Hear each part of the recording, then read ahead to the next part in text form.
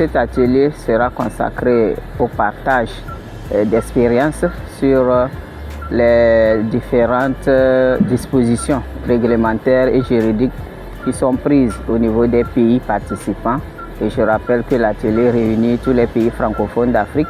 Donc ce qui est fait au niveau des différents pays pour contribuer à éliminer le plomb dans la peinture.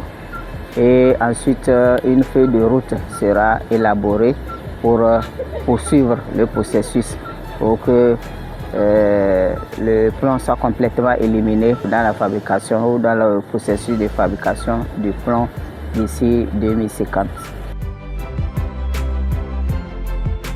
Oui, on qualifie le plomb de tueur silencieux parce que une fois qu'il est absorbé par le corps, il nuit au développement d'énormément d'organes et en particulier il nuit au développement cérébral, ce qui conduit à des déficits de capacité cognitive plus tard dans la vie adulte.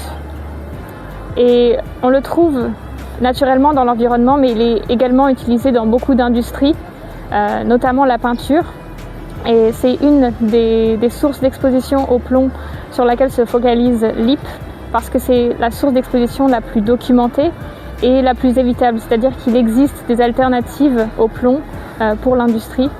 Et c'est très important pour les gouvernements de prendre des mesures pour limiter l'utilisation du plomb dans ces industries. L'IP est à l'origine de l'organisation de cet atelier et il a été co-organisé avec le ministère de l'Environnement du Togo et le PNUE.